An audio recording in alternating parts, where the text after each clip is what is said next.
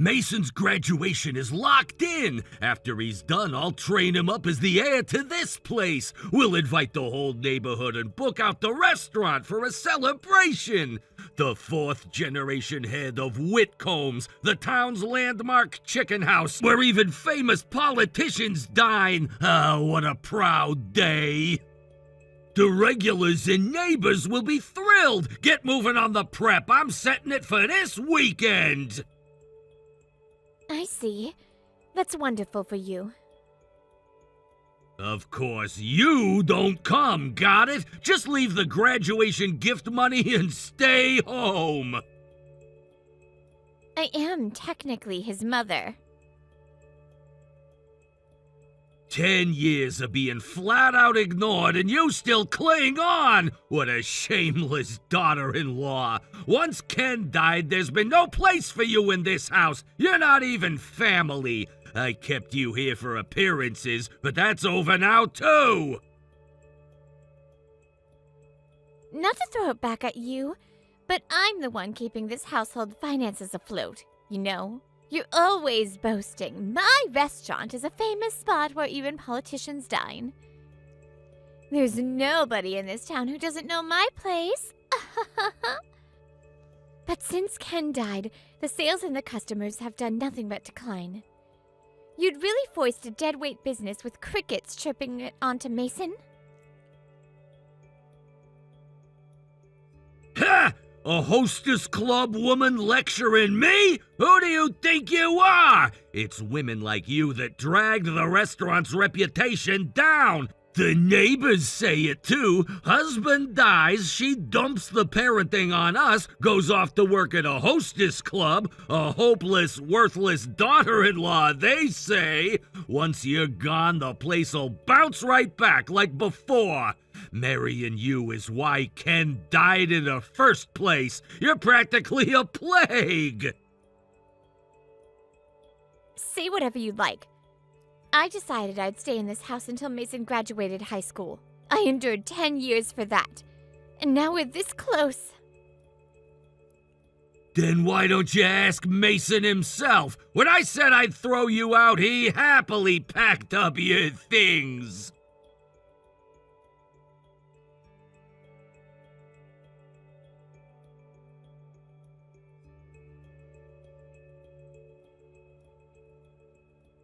Mason, you went into my room without permission?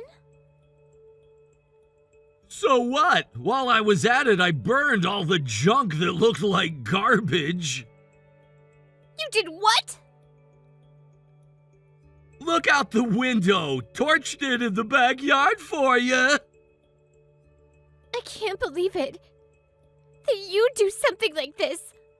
Just get the hell out already! You give me the creeps just being here. Grandma and Grandpa only keep you around for my sake, reluctantly. It's a famous place in town, so there's appearances and the neighbors to think about. And you say you're staying for my sake, but really you just can't leave because you've got nowhere to go, right? I've explained this so many times. I have my own income, and I have my reasons for being in this house. Don't act all proud with money you made at a hostess club. I'm not acting proud, but I've worked all this for you. What do you mean for me? It's disgusting. Who asked you to work at a hostess club? You could have just helped out at Grandpa's restaurant. The fact that you went and picked a place like that means you just wanted to fool around with men, right? The heir thing, too. I've never stopped regretting that they took custody of you, no matter how much I would have suffered. I should have dragged you out of here and raised you myself. Then you wouldn't have turned into this warped child. I'm sorry. What's warped about me? I was raised by Grandma and Grandpa, and honestly, I'm grateful. My parents are Grandpa and Grandma. I have no mother. Get out! All right. Take care of yourself. For real? You're finally leaving? Hoo-hoo-hoo! you!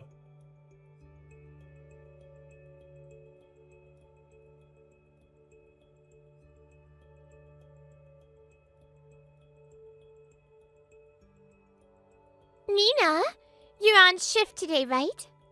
I'm coming by to hang out for the first time in ages. I'm sorry, Sadie. Thank you for reaching out, but I think I'm going to take the day off. What's this? Feeling sick? I got kicked out of my in-laws' house. Excuse me? What's that supposed to mean? They told me a plague of a shameful mother should get out. And my son even burned my things. Are you seriously telling me that? I only wish it were a joke I could laugh off. I kept my valuables on me all times, so for now I'm going to buy the basics I need. Where are you staying for a while? A hotel? No, I don't want to be a burden on the club, so I figured I'd stay in a hotel for a bit. If you'd like, why not stay at my place? My daughter's room is empty, so come tell me everything. I might actually be able to help. I know you're the type who has a hard time leaning on people. But an emergency like today is no time for that. Come over, I insist. Hearing you say that means the world to me. Thank you.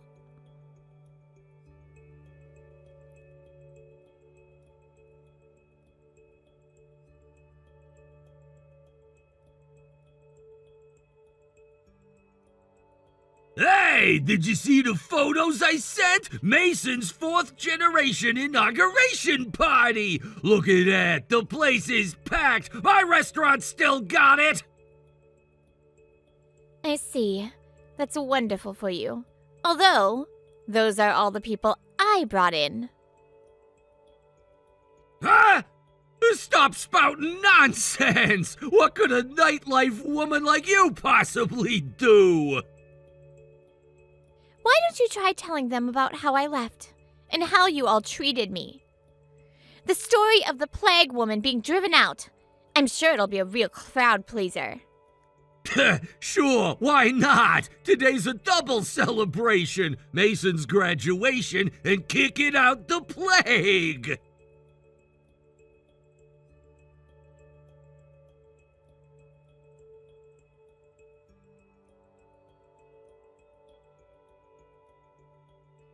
Hey! What's going on? The customers all left. Why? I'm getting quite the flood of messages over here myself. Unbelievable restaurant. I'm never going there again. The flavor's only gone downhill since the sun died anyway. Let it go under. Nina, why don't you buy out the old place and open your own? It'd do far better. I'd be a regular. Never setting foot in that one again. And on and on. Brutal reviews all around. Don't screw with me! The flavor's gone downhill! Customers came for my cooking! The customers who came were people I personally asked, who went out of their way to make the trip. What a load of... I can't directly help you or make suggestions, Father. After all, I'm being completely ignored. But if the household went under, it would make Mason suffer. So I did everything I could and gave it to this family, without you, Mother, or Mason ever knowing. And all of that ends today, too. Wait! I can't follow this. What is going on? Just reread these messages. That's all it takes. Goodbye.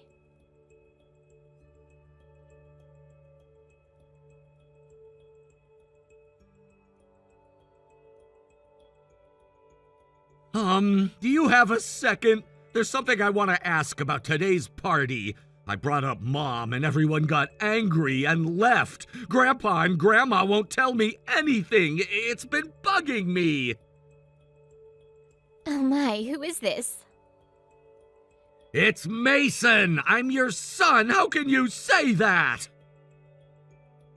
You're the one who said you have no mother, aren't you? I got carried away in the moment, and... It's not entirely wrong, though. Your custody belongs to your grandparents. Huh? Custody? You're kidding! This is the first I'm hearing of it. I didn't just lose my husband 10 years ago. My son was taken from me, too. The whole custody business was probably going to be explained to you when they handed you the restaurant. Not that it matters now. Why would Grandpa and Grandma do that? I don't get it! They didn't want their beloved restaurant to die, I imagine. When you were born, they wept with joy. Now the 4th generation is secure. Those people never saw you as anything but their heir. But is that even legal? It's gotta be a lie to dump me on them! Right after your father died, I could do nothing. No job, no money. And in the middle of that, they berated me every single day. You can't raise him! Hand over custody, Mason is ours! They screamed at me, threw things, sometimes even raised a hand to me. You're kidding! At this rate, Mason will get hurt too. That's what I thought. So I gave up custody. Knowing how they treated me, you can see it's not a lie, can't you? Then you should have just grabbed me and run, no matter what they said. If you were near people that dangerous, somebody would have protected you, right? And where was I supposed to run to? My parents are dead. I have no siblings. No family home, and I'd left my hometown when I married Ken. So I had no one to lean on. I went to the county office too, begging them to help me. And do you know what the person there said? If the grandparents are willing to take him in, why not just rely on them? They told me I didn't have a home environment suited to raising a child. That's... What's the point of a county office, then? In any case, no helping hand was ever extended to me. Staying in that house was the only path left for me to be with you. I realized I couldn't escape. At that time, it was all I could do. But... that... And there was another reason your grandfather fixated on you. What? What else could there possibly be? Back when your father was alive, Whitcomb's really was a thriving restaurant. I loved the flavor your great-grandfather and your father made too. What do you mean by that? What about Grandpa? Your father was a gifted cook who faithfully carried on the founder's flavor. But your grandfather, the 2nd generation, wasn't blessed with the talent. No matter what he did, he couldn't reproduce the flavor the old recipes called for. This is the kind of thing skill alone can't fix. Talent, instinct, a keen palate, all of it coming together, that was the result. So, he needed to mold a grandson into someone more capable than himself. Wasn't your grandfather awfully strict with you? Don't eat strong flavors, don't take in too much salt, avoid cigarettes, and so on? He did say that. Said it was bad for a cook. All of those were your grandfather's own bad habits, you see. Your great-grandfather used to say it. That man simply isn't cut out for it, down to his bones. No way! We had customers coming in just fine, didn't we? To protect your livelihood, I was the one reaching out and gathering those customers. The very people you dismissed as disgusting, the ones who came to me at the Hostess Club. I've gotten off track, but the answer to the first question you asked me, do you understand it now? No way! Is it really true? Then those customers who got angry and left, they really... At the very least, the ones who came because I asked them to will never set foot in there again. They were absolutely furious. Unbelievable, they said, outrageous. No wonder your grandfather won't answer you.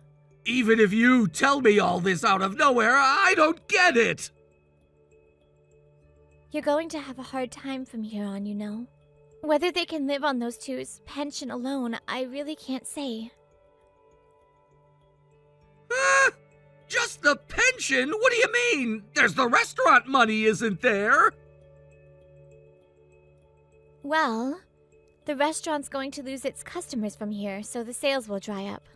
And I won't be putting money into the household anymore either. It's not like you were putting in that much anyway. You really don't know anything. Well, of course those two would never explain it. So tell me what already? Your grandparents claimed they were doing me a favor by caring for you. And I demanded I put $4,000 a month into the household. 4,000? What kind of number is that?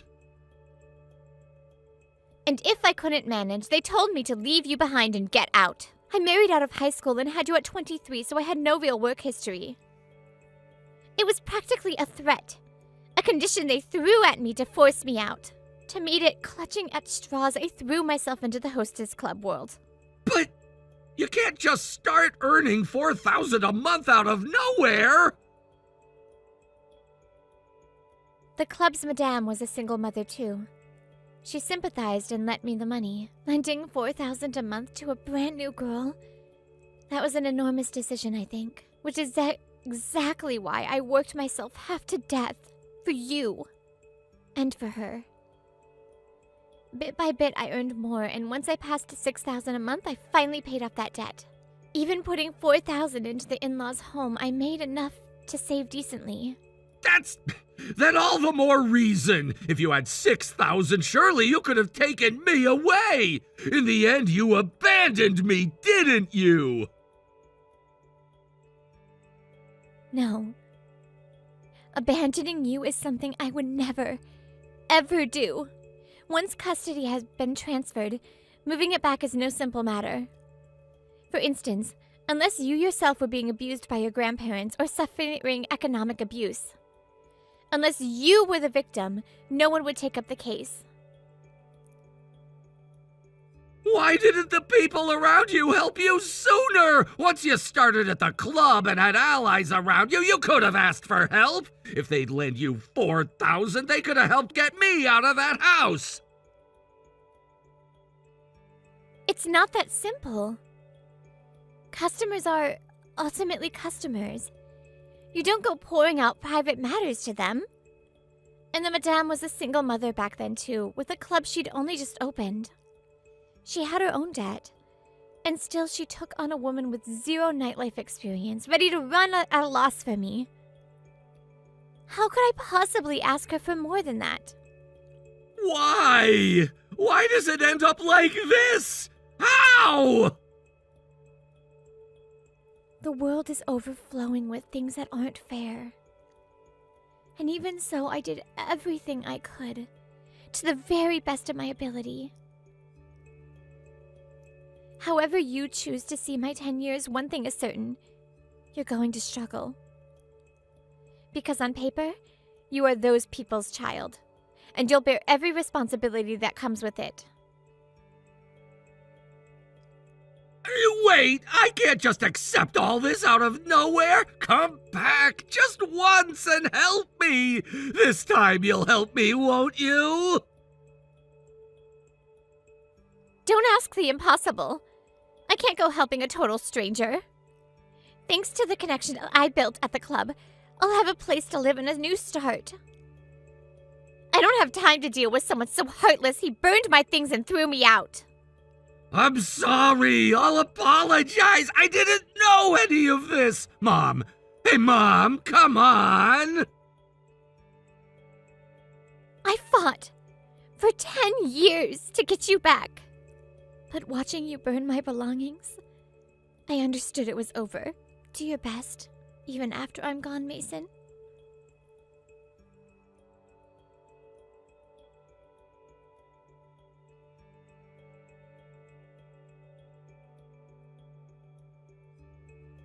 Hey! Hey, you! Get customers coming to my restaurant again now! A whole week and not a soul has come in. At this rate, the place goes under. Honestly, wouldn't it be better if it just closed? Don't get mouthy with me, you daughter-in-law! I'm not your daughter-in-law anymore. I completed the posthumous divorce paperwork. A posthumous divorce? The proper term is a notice of termination of the in-law relationship, I believe. Now that I'm legally separate from Ken's family register, I'm of course a stranger to you. How dare you do that on your own? I never gave permission! Let me tell you why I endured your family's treatment all these 10 years. It was a promise to Ken.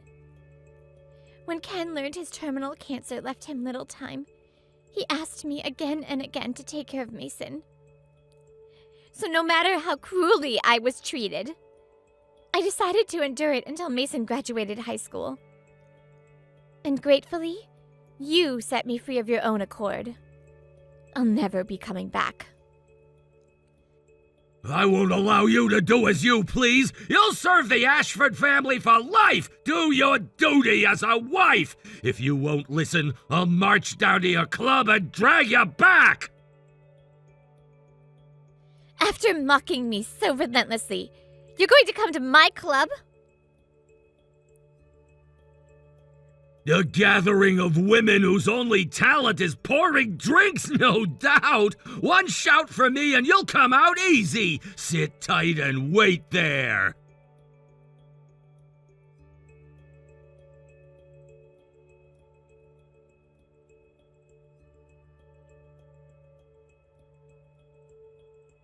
Sadie, what do I do? My father-in-law says he's coming to the club. What if he makes a scene? It's fine. The club has plenty of bouncers, doesn't it? An old man pushing 70 is nothing. Relax. More than that, I'm worried about him fixating on you going forward. We need to act fast. But he'll never listen to a word I say. Nina, I have one favor to ask. Can you get me into that group chat with your son? Leave it to me.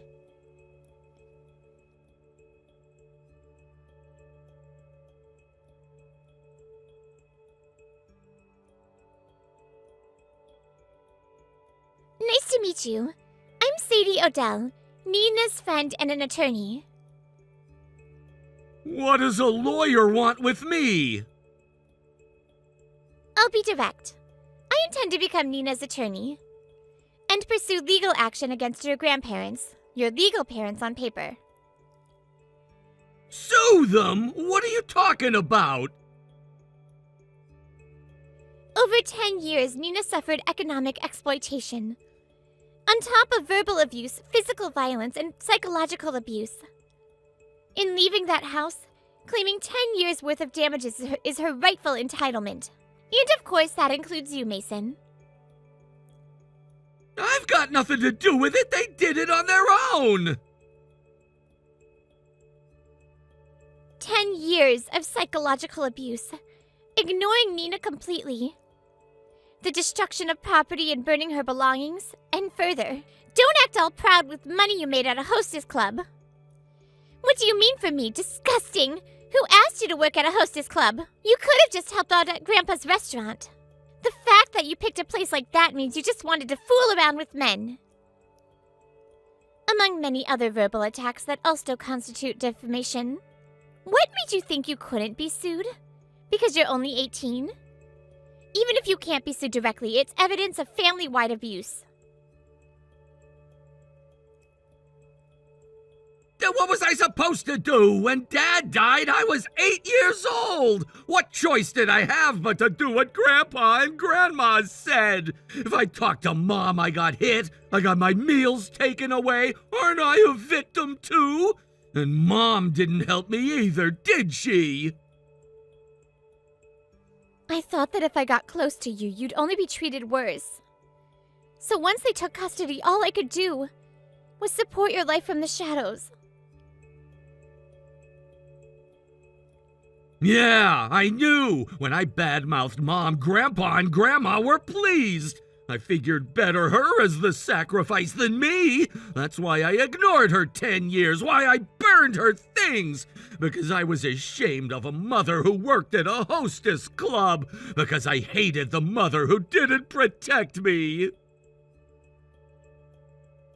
That's enough! Sadie, it's all right. I do understand where Mason's coming from, at least somewhat. But even so, in my own way, I gave everything to Mason and the in-laws.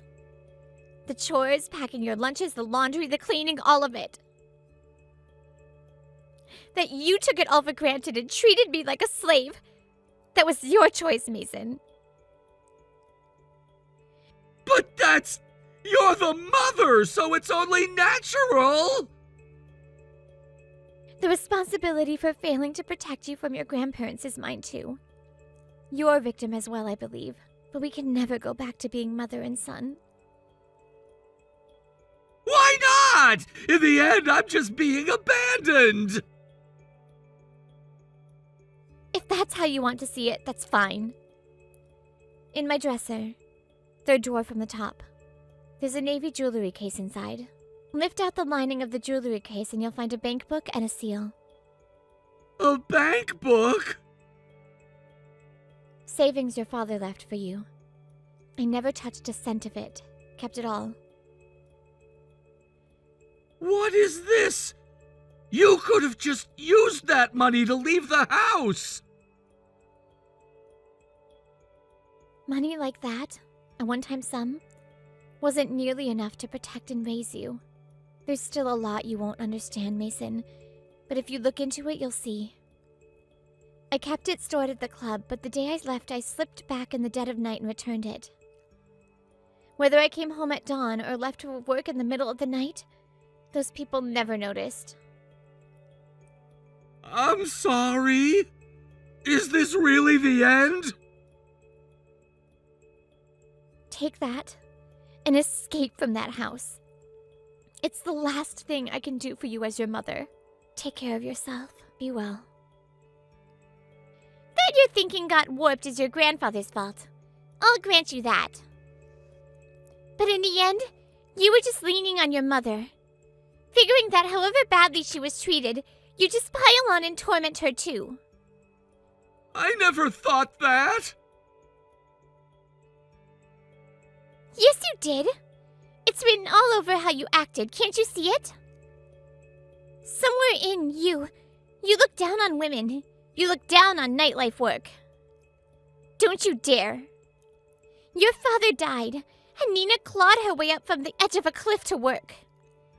She earned that money crawling through the mud. And you call it dirty? Who do you think you are? You were raised this far on that very money, and you have the nerve? A brat who doesn't even know how hard it is to earn a single dollar.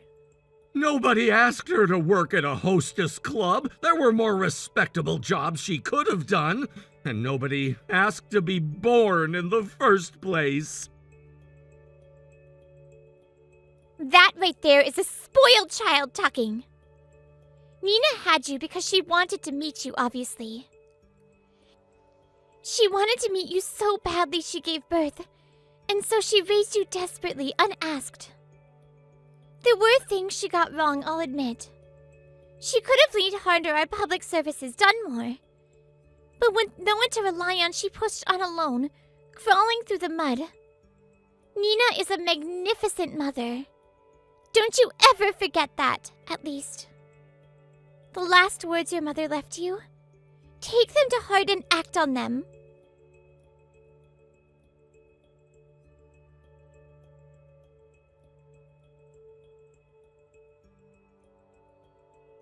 You! Give me back Mason! Mason left nothing but a note, packed his things, and walked out! If Mason's gone, this restaurant is finished! What are you gonna do about it? It was the finest place in this town. Famous politicians, celebrities, all coming in secret. It was my pride and joy! Clinging forever to the legacy a father and son built for you. How pathetic. What did you say? Mason has finally woken up. He broke free of your brainwashing. It took 10 years, and the things I lost are countless. But if Mason can start his life over from here, then it was truly worth it. The nerve of you! That boy is not coming back to the restaurant. What did you say? I asked a contact of mine, and he'll be living and working there. I've settled things with the high school, too. He has enough credits to graduate without attending the rest, so he doesn't need to go back to school. Escaping from his grandparents was the priority. That's what my contact said. Tell me where Mason is. If I go get him, he'll change his mind. How can you say that when he's blocked every way of contacting you? I've also decided to quit the hostess club I've been at. If I stay, it'll cause trouble for the club. You're running off too? I won't allow it. I'll hunt you down no matter what! Why not treasure the wife who's still willing to stay by your side? Normally, this is the point where a person cuts and runs. Though, I suppose the two of you have no choice but to sink together now. Damn it! Why is this happening? This is all wrong! Oh, that's right. I can't tell you where, but let me share some good news. I've saved up $10,000, so I'm going to open my own place. It's a great location, and I learned social media marketing at my last club. So I think I'll manage just fine. You! Open a business? It'll go under in no time! Don't waste your money on something so foolish! Invest it in my restaurant! Shall we make a bet on whose place goes under first? I'm looking forward to it, though the outcome is plain to see. Don't forget the damages payment, please.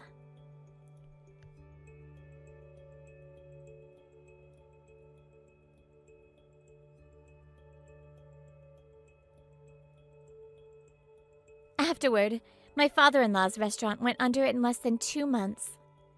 Since he'd been living off my customers and the money I put in, it was the obvious result.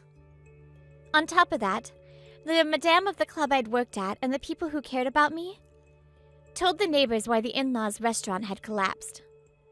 And my in-laws found themselves shunned by the whole community. They were charming on the surface, so they sold everyone the story that I was the bad daughter-in-law prowling for men at a club, while they were the noble sufferers who'd taken in and raised their grandson. I have my doubts about the country folks who believed such a lie. But I can't help but being grateful for the psychological blow it dealt them. And I had Sadie handle it. The damages have been properly claimed. A lump sum demand, with late fees stacking on if payment was delayed. So they had to borrow from a lender to pay. The total came to $38,000. Cheap when I think of my 10 years, but it's the going rate. Psychological damages, actual living support costs, and compensation all combined apparently. The in-laws let go of the restaurant and the land and moved away somewhere. Sadie showed me a photo of the old in-law house with a for sale sign staked in front. And I could finally breathe easy. As for Mason, he's living and working at an inn run by a contact of mine. Some might say I didn't need to help him that far, but having him drop dead in a ditch somewhere or chase me around seemed like more of a headache. And the truth is, I had my own failings too. I could have grabbed my son and run with nothing, but out of fear of the in-laws, I didn't. Watching my son be brainwashed by them, the "you're a bad mother" brainwashing in me got in the way. That boy is a victim, and so am I. So this is the compromise I found for myself. And now, the great undertaking of opening my own place begins. The name of the shop is Mayuki, for true happiness. May I seize my own happiness from here on. That's the wish I've poured into it.